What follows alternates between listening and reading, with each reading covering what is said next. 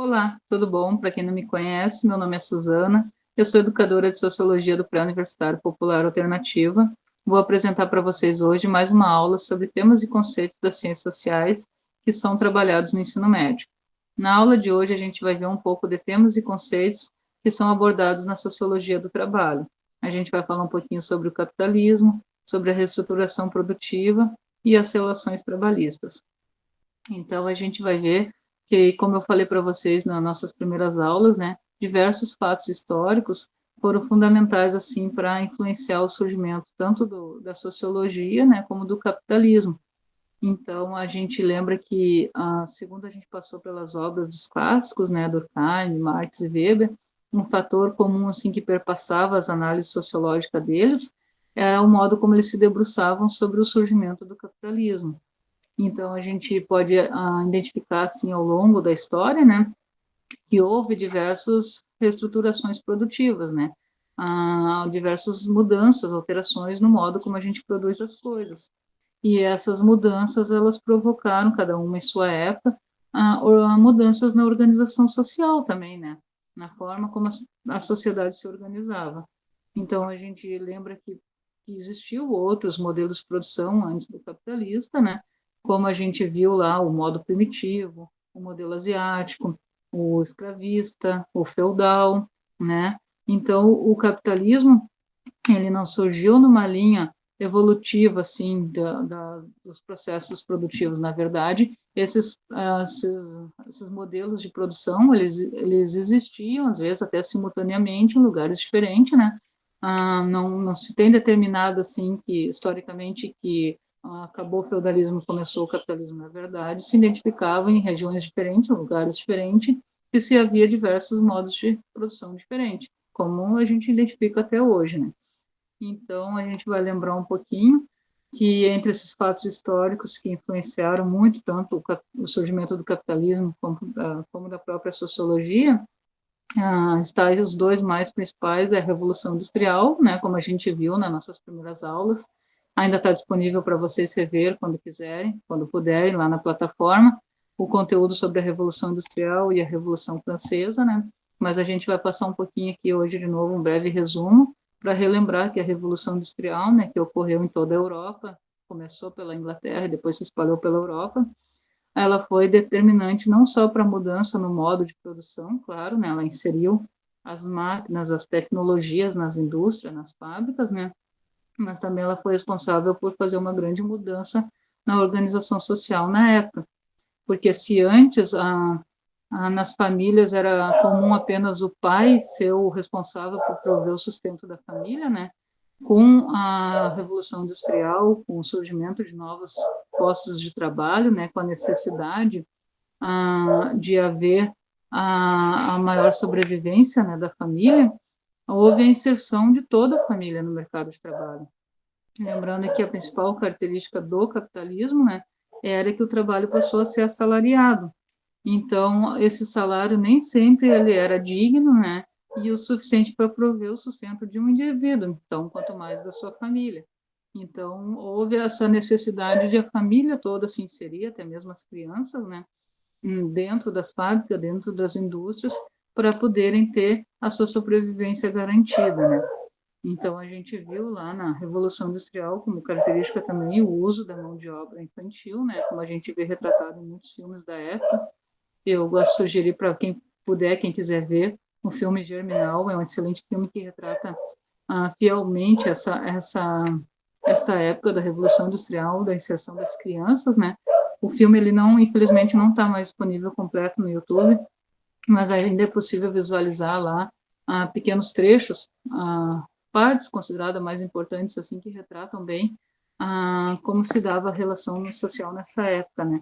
Onde as crianças eram utilizadas até mesmo dentro das usinas de mineração de carvão, né? Por serem consideradas pequenas, elas entravam dentro dos túneis mais estreitos, né? Então, elas iam na frente colocando escoras para que os pais fossem atrás alargando os túneis. Então, assim como em outros filmes que apresentam, né, que as crianças eram contratadas pelas fábricas de tecidos, né, para poderem limpar e fazer a manutenção dos teares, elas se rastejavam por baixo das máquinas, né. Então, a gente identifica através dos filmes que retratam essas épocas, né, bem como era essa organização social, né, que deixou de ser aquela a organização de apenas o pai ser necessário realmente ser responsável pelo provento da família, né, e começou a ter a inserção da família toda no mercado de trabalho. A Revolução Francesa, ela não foi que nem a Revolução Industrial, mais tecnológica, mas ela ficou mais com cunho social e político, porque foi quando os trabalhadores começaram a reivindicar mais os seus direitos, né? E lutar mais por justiça, por liberdade. Né? Mas as duas revoluções, tanto a francesa quanto a industrial, elas marcaram profundamente a sociedade, cada uma em sua época, né? E foram responsáveis por fazer mudanças drásticas nessa organização social. Né? Então, elas são consideradas um dos fatores mais influenciadores, assim, tanto para o início do capitalismo, quanto para o surgimento da própria sociologia, né? Que, como a gente viu com a obra dos clássicos, os autores eles realmente se debruçaram a tentar analisar, estudar, né? Todos esses fenômenos, essas características que levaram ao surgimento do capitalismo, que era o modo de produção que estava mais em desenvolvimento na época deles, e cada um à sua época, né? Fez seus estudos, as análises aí, tiveram suas teorias, suas concepções amplamente divulgadas, como a gente viu, né? Então, assim como a gente viu os clássicos da sociologia em si, né? Agora a gente vai falar um pouquinho sobre os que são responsáveis por ser considerados clássicos, vamos dizer assim, da sociologia do trabalho, né? Porque é um ramo, uma ramificação da sociologia que vai se preocupar mais em estudar realmente como se deu essa reestruturação produtiva, como se dava essa relação entre o modo de produção, né, e a relação trabalhista que ela gerava, né. Então, a gente vai falar um pouquinho sobre o Taylorismo, né, o Frederick Taylor, ele foi considerado o pai da administração científica do trabalho, né, e vamos falar um pouquinho, então, sobre ele. Né? O Taylor ele foi um trabalhador de uma fábrica de uma indústria de aço norte-americana, né? Que ele gostava muito de dizer que ele saiu do chão de fábrica e foi até o cargo mais alto da indústria, né? Então, o cargo hierárquico mais alto, porque ele foi desde operador de máquina a chefe de manutenção e engenheiro-chefe da unidade onde ele trabalhou, né? Então, ele conseguiu aliar junto a esse conhecimento da prática que ele tinha por ter passado por todas as funções, né? Ele aliou ao conhecimento teórico que ele adquiriu através do estudo da administração e começou a elaborar sua teoria. Né? Então, o Taylorismo, que é a concepção do Taylor, né, ficou conhecido como a transformação dos homens em máquinas de trabalhar. Por quê? Porque o Taylor ele percebeu que os trabalhadores eles desenvolviam o mesmo trabalho, porém em intensidades diferentes, né? Então ele defendia, né, que se o trabalho de cada um fosse regulado de modo lógico, né, como as máquinas, não ela haveria maior produtividade, né? Então haveria um aumento na produtividade. Então como é que daria essa gerência, né? Então, ele defendia que os processos eles deveriam ser feitos de uma forma mais ágil. E assim seria possível, né, produzir mais sem ter que aumentar o tempo de trabalho ou até mesmo o número de trabalhadores, né? Então, se não precisasse contratar mais trabalhadores e conseguisse aumentar a produtividade, isso aumentar a mais-valia, né? Isso era a mesma coisa que aumentar a mais-valia do dono do modo de produção, quando nem falava o Marx, né? Porque se ao mesmo tempo você está produzindo mais, vendendo mais e tendo que pagar a mesma coisa para os funcionários, sem dar aumento para eles ou sem ter que contratar mais funcionários, tu está tendo mais lucro, né? Então, tu está produzindo mais, tendo mais lucro e gastando menos. Isso é a mais-valia, né? Então, ele debruçou, assim, os seus estudos, o Taylor, né, a estudar essa relação entre tempo e movimento do trabalhador, né? E o trabalhador, por sua vez, ele começou a perder toda a sua autonomia de como trabalhar, né? Porque ele começou a ser apenas ter que desempenhar uma função que era pré-estabelecida, né, por um movimento e um tempo pré-estabelecido por alguém. Então, as principais características assim do Taylorismo, né, que ficaram conhecidas foi que ele fez essa divisão entre o trabalho manual e o trabalho intelectual. Ele separou os operários que ele considerava mais capacitados apenas para o trabalho braçal, né, daqueles que ele considerava que eram capacitados para fazer esse gerenciamento do ritmo dos outros. Então, além de fazer a divisão do trabalho, né, ele também ele separou assim aqueles que iam ser responsáveis por gerenciar, né, por fazer essa estratégia de como se daria o ritmo do trabalho dentro da empresa. Então, isso gerou-se uma racionalização do tempo e do movimento de cada trabalhador, né? E ele foi responsável por inserir aquela função do cronometrista, que era o funcionário que era responsável por cuidar o tempo utilizado por cada trabalhador para realizar sua função, né? Isso aumentou drasticamente a fragmentação também deles, né? Porque os operários eles deviam estar dispostos, mas em lugares diferentes, espaços diferentes, né? Porque ele alegava que se houvesse muita aglomeração ia ter distração e isso ia fazer o funcionário produzir menos. Então tinha toda assim uma lógica, né? Do Taylor, na verdade, ele tinha uma obsessão assim de aproveitar ao máximo o tempo e o movimento de cada operário. Então, ele tirou completamente a subjetividade do trabalhador, né? E isso também fez com que o trabalhador, o operário, se sentisse mais desvalorizado, né? Então, no início do século XX, ali, ficou caracterizado, assim, por causa de haver muitas reivindicações trabalhistas, né? Muitas revoltas sindicais, principalmente, né? Porque os trabalhadores estavam sentindo que o seu trabalho estava ficando muito precarizado e eles estavam trabalhando em condições insalubres, né? Então, eles começaram a reivindicar mais seus direitos. Com base nisso, houve novamente uma reestruturação produtiva, precisou haver uma nova reestruturação produtiva, né? Que começou a vir junto com os estudos do Henry Ford. O Henry Ford ele foi, para quem não lembra, o dono da Ford Motor Company, desculpa, né?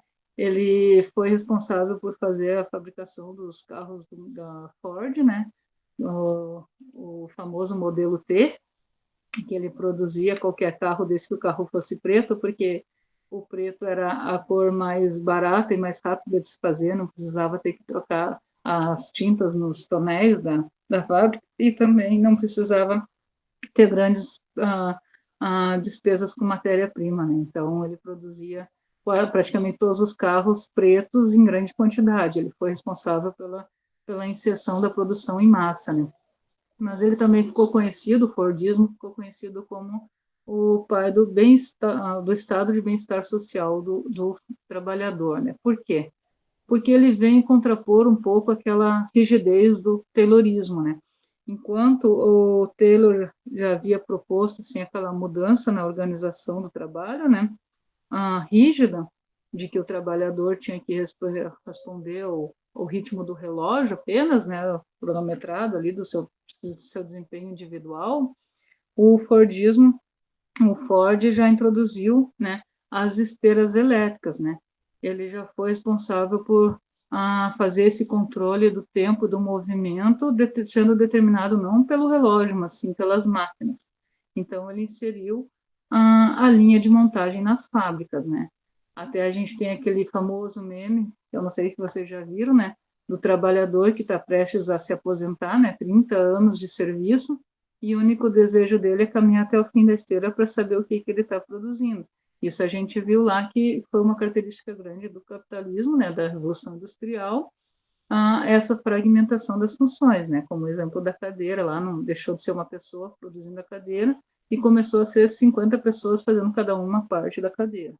Então, isso foi característica marcante que ficou da Revolução Industrial e dessa, vamos dizer, dessa caracterização feita até mesmo pelo modelo produtivista de produção do Fordismo, né, em que o funcionário ele para de ser cronometrado individualmente no seu espaço e começa a ser ditado o seu ritmo pela esteira da máquina. Então, eles ficam dispostos fixo em volta da esteira e o ritmo de produção é determinado pelo dono da fábrica, pelo gerente responsável por fazer essa gerência, né, do tempo e movimento dos funcionários. Então, se eles querem aumentar a quantidade de produção, eles aumentam a velocidade da esteira e o funcionário tem que se adequar àquele ritmo, bem como a gente viu no filme do Charlie Chaplin, né? Quem não lembra aquela cena dele lá apertando os parafusos, cada vez em ritmo mais acelerado. Então, isso lembra muito lá nossos conceitos de alienação, né, do Marx também, como a gente viu. Então, a gente pode lembrar aqui agora que as bases do Fordismo são, né, a mecanização da produção, né, a inserção das máquinas na indústria, a padronização das partes do produto, que é essa fragmentação, e o fluxo contínuo através da esteira. Então, essas são as principais características que a gente vai identificar no Fordismo, né? Com o objetivo de criar a produção em massa, como eu falei. Eles começaram a produzir em grande estoque. Então, o que acarretou isso, né? Antes, com o Taylorismo, eles fabricavam conforme a demanda era pequena, não tinha muito, eles não tinham muita pressa, então se uma fábrica demorasse um ano para fabricar um carro, né, não tinha problema, a pessoa ia pagar o valor e ia esperar aquele um ano para ter o carro.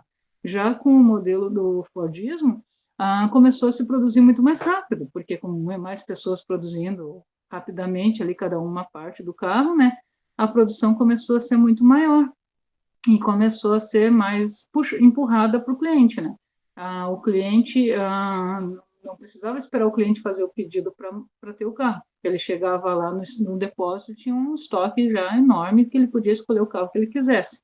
Então, isso começou a baratear também os custos da produção, né? Produzindo em massa, barateava também o preço para o consumidor, às vezes, né? Nem sempre. E aí que ocorreu que, como o Ford, né, ele introduziu, vou voltar um pouquinho aqui, que esse aqui já é uma outra parte, né, ele produziu esse ritmo acelerado de produção, né, ele começou também, foi responsável, na verdade, por inserir a carga horária a carga trabalhista de 8 horas a diária, né. Então, o trabalhador começou a trabalhar menos, e isso deu uma melhora na qualidade de vida também, né? Porque se eles antes estavam tendo o trabalho precarizado, por ter que trabalhar demais, em ritmo desgovernado, né? Agora eles tinham carga horária de 8 horas, então eles tinham tempo para ir para casa, para descansar, para ter lazer, né? Só que essa produção em massa, ela necessitava que havia um consumo, né? E do que adiantava ter um estoque imenso lá de carros ou de qualquer outro produto se não havia um mercado consumidor para eles, né? Os estoques estavam ficando encalhados, estavam ficando parados, porque o trabalhador em si, ele não ganhava o salário suficiente que ele pudesse adquirir aqueles produtos, né? Então, isso foi uma consequência muito grande do modelo fordista, né? Ele diminuiu a carga horária dos trabalhadores, melhorou a qualidade de vida do trabalhador, mas não tirou o lucro da empresa. A empresa continuou tendo lucro. As fábricas continuaram tendo a sua mais-valia da mesma forma, né? Então, ao mesmo tempo assim que quanto mais dinheiro também o trabalhador começou a ganhar um pouquinho melhor, né? Era necessário que houvesse alguma forma de fazer eles gastar esse dinheiro, que eles consumissem isso que eles fabricavam também, né?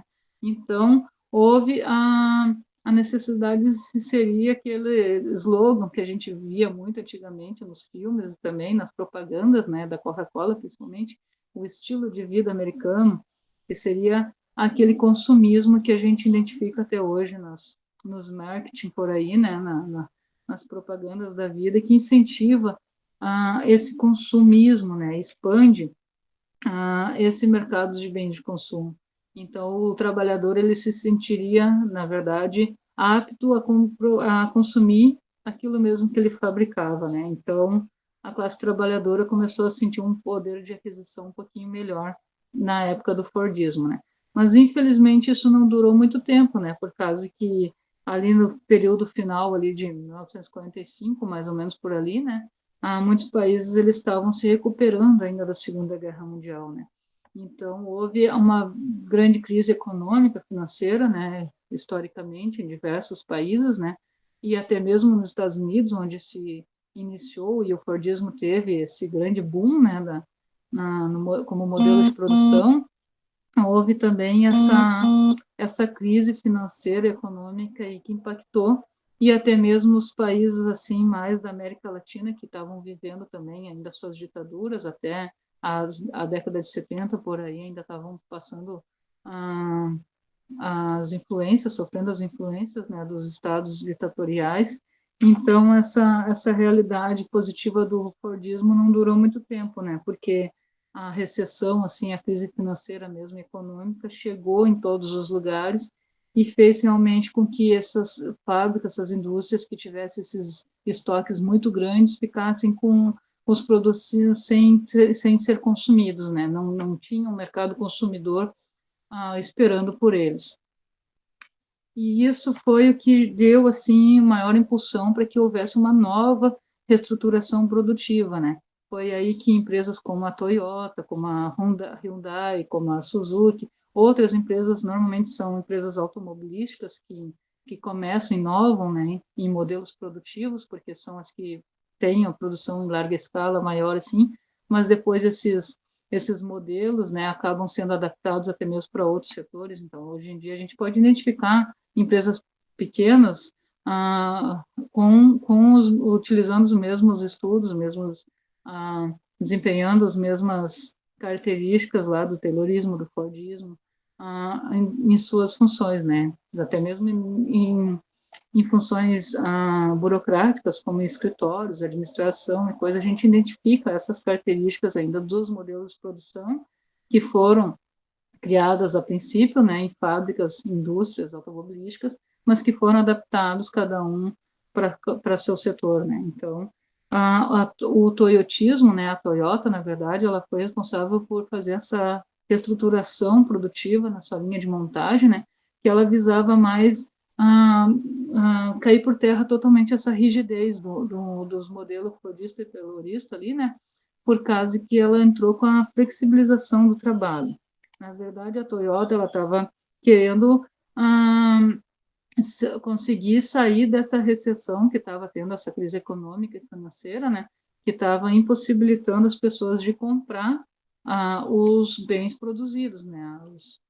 Então, ela buscou o quê? Ela buscou formas de trabalho, né, mudar as formas de relação de trabalho, né, e mudou essa característica, como o Fordismo, ele tinha essa característica de ser empurrado para o cliente, ele produzia insanamente e ficava rezando para que o consumidor viesse comprar, ele empurrava essa produção ao cliente, né?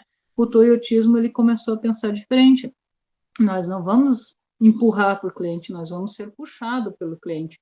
Então, a produção começou a ser mais puxada, até como característica do toyotismo, a frase just in time, né, na hora certa. Então, ele esperava ter a demanda, o consumidor fazer o pedido, para aí sim mandar o pedido para a fábrica e ser produzido, entende? Então, começou a ser mais ali cada coisa a seu momento, a seu tempo. Então, foi uma grande diferenciação, assim, da produção do toyotismo, né? Foi exatamente essa espera pelo consumidor. Então, eles produziam apenas sobre demanda, havia inexistência de estoques grandes, né? Então, era a produção no just in time, na hora certa. Havia uma variedade maior de mercadorias, porque se o Ford estava preocupado apenas em produzir preto, porque era mais rápido e mais barato, a Toyota vai dizer assim, não, se o senhor pagar um pouco a mais, a gente produz o carro vermelho, o carro azul, o carro amarelo, a cor que o senhor quiser, pagando a diferençazinha ali, né? E o cliente se deu ao luxo de pagar aquela diferença. Ele queria uma coisa, ele não queria só mais carro preto, ele queria ter um carro diferenciado, né? Então ele se deu ao luxo de pagar por aquela personalidade dele, né? Então houve também uma maior automação das máquinas, né? Houve a inserção na Toyota dos primeiros os componentes microeletrônicos, né? E que tornou mais rápida ainda a produção, né? Então, a gente vê aquela criação onde eu tinha antes 50 pessoas em volta de uma esteira para produzir uma peça, agora ficou ao contrário, tinha uma pessoa gerenciando 5, 6 máquinas. Mudou completamente. A estrutura do chão de fábrica, principalmente, mudou completamente no toyotismo, né? E também houve a criação dos círculos de controle de qualidade, que foram sistemas e instituições assim que eram responsáveis, né, por gerenciar o controlar a qualidade do trabalho, né, do rendimento da empresa. Então, o trabalhador ele parou de ser visto, no toyotismo, né, ele parou de ser visto como uma engrenagem apenas da fábrica, né, da indústria, como mais uma peça que podia ser substituída a qualquer momento, e no toyotismo o trabalhador começou a ser visto como colaborador. Até os dias de hoje em dia, quando a gente vai fazer uma entrevista de emprego, a gente não é mais chamado de funcionário, né? A gente é chamado como colaborador. Eles perguntam por que você gostaria de ser colaborador de tal empresa. Então, a gente identifica essa diferença tanto no modo de produção, que foi se modificando conforme foi havendo essa estruturação produtivas, né? Como também na organização social, a visão de como o trabalhador é visto, né? Então, isso está diretamente relacionado, como a gente pode ver aqui pelos estudos desses clássicos, né, da sociologia do trabalho. E para nós, né, o que isso muda para nós nos dias de hoje, né? O que isso impacta, né? O toyotismo, né, ele acabou, né? Assim como o Fordismo ele construiu aquela sensação de operar em massa que tinha que construir, produzir para poder lucrar, para poder ter a sua sobrevivência, né? O toyotismo ele já deu uma flexibilização maior e através da introdução ali dos círculos de controle de qualidade, como a gente falou, né? Houve também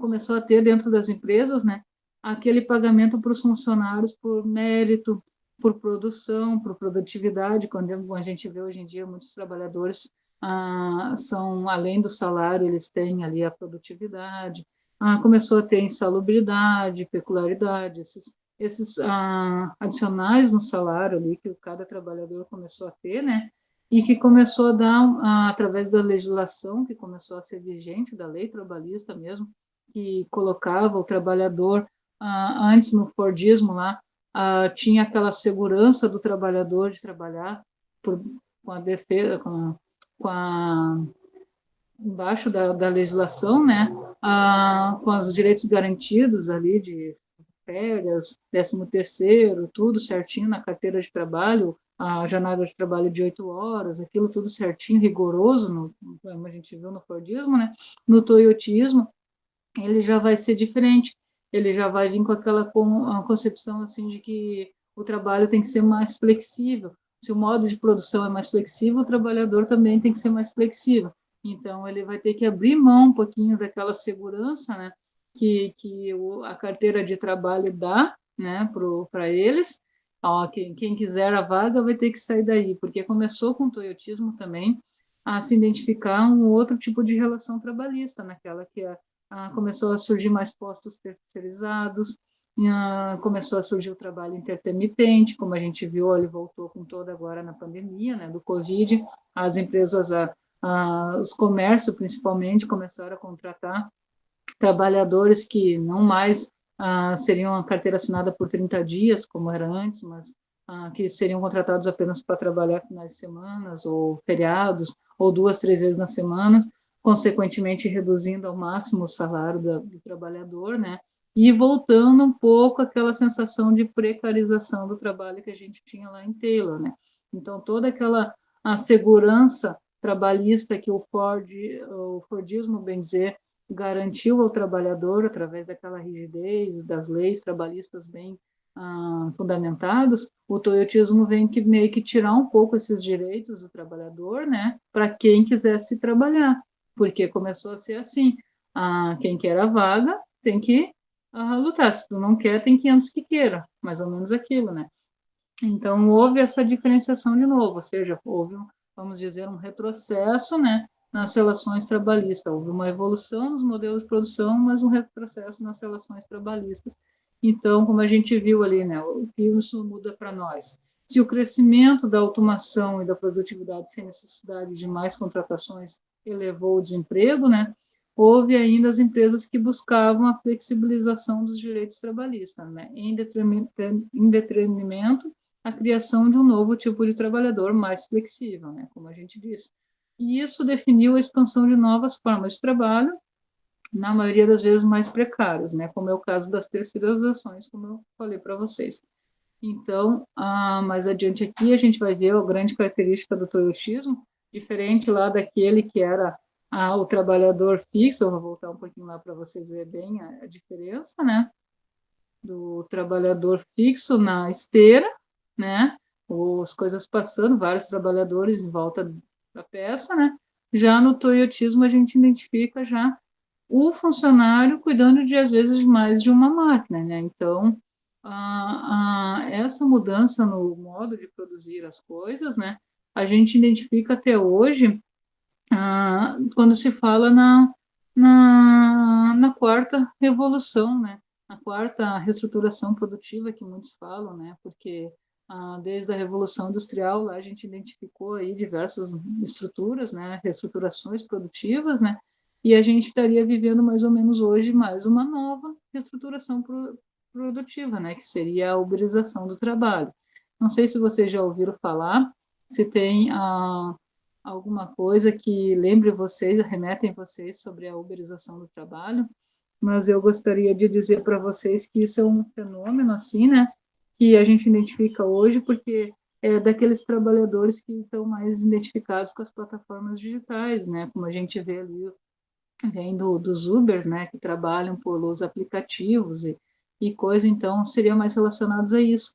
E como a gente viu intensificar muito agora com a pandemia do Covid também, o trabalho dos entregadores, que buscaram se tornar microempreendedores individuais também, né, que visando ser donos do próprio trabalho, aquela coisa de dizer que eu não tenho mais chefe, eu sou chefe de mim mesmo, né, então, isso proporciona agora a gente identificar uma nova estruturação produtiva também, né? Então, as pessoas estão deixando de ser funcionários, colaboradores de uma fábrica, de uma empresa, e estão tentando mais buscar ser seus próprios chefes, né? Então, a gente tem que analisar um pouquinho se o empreendedorismo, que a gente vê muitas pessoas defendendo hoje em dia, né, como microempreendedor individual, pode ser realmente considerado como uma nova reestruturação produtiva. Eu deixo aqui também mostrar para vocês que eu vou deixar disponível na plataforma para quem quiser o texto, né? Como vocês já devem saber, eu gosto de deixar, além da aula gravada, um textinho referente ao conteúdo dado, né? Então, está lá disponível para vocês assistir ou revisar quando quiser o conteúdo que foi abordado, né? Assim como também eu deixo lá um outro material também para quem gosta de uma leitura um pouco mais aprofundada, né? Sobre esse mesmo tema que a gente viu agora, as relações de produção, né? E a mudança no mundo social. Ele vai estar disponível lá também para falar um pouquinho sobre ele na nosso encontro síncrono.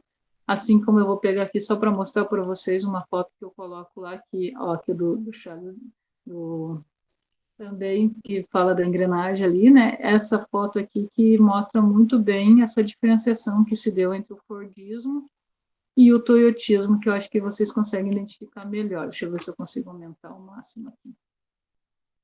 Uhum. Ó, aqui nós temos uma característica bem marcante, né? De como era o Fordismo, né? Com as pessoas disponibilizadas em volta da esteira, né? Onde as mercadorias passavam ditadas com ritmo através do seu gerente, né? O gerente da fábrica que ditava o ritmo como essa esteira andava, e num processo que era empurrado, né? Formando grandes estoques e esperando que o cliente venha comprar, né? Já no toyotismo, a gente vê que os trabalhadores já estão dispostos, né?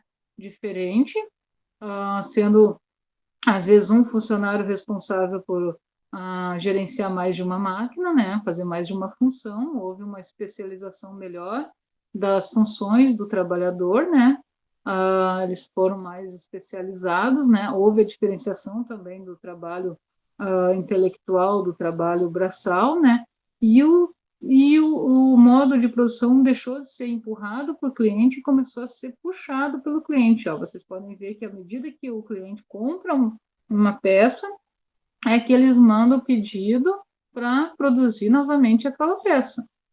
Então, identificando bem o just in time, né, na hora certa aqui que eles vão produzir. A gente vê também, aqui tem uma outra charge que eu botei também para vocês, que do empreendedorismo, né, para deixar para vocês refletir, que ele pergunta, você não dorme melhor sabendo que é o seu próprio patrão? E aí o outro responde, não, eu não durmo, né? Então, isso nos remete um pouquinho àquela precarização que a gente viu do trabalho lá, né, desde lá do Taylor. Então, a gente está podendo refletir um pouquinho sobre isso agora. Bom, espero realmente que tenha sido uma aula mais tranquila hoje, apesar de ter sido longa. Eu digo para vocês que no nosso próximo encontro síncrono, a gente vai poder rever muito mais conceitos e até espero vocês me trazerem mais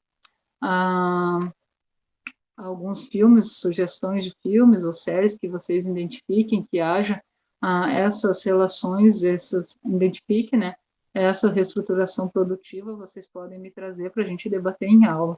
Então, desejo vocês que tenham uma ótima semana e lembro que o conteúdo está disponível na plataforma para vocês poderem ver, rever quando quiserem, quando puderem, tá? Obrigada pela atenção de vocês e até o próximo encontro síncrono, tá? Muito obrigada, tchau.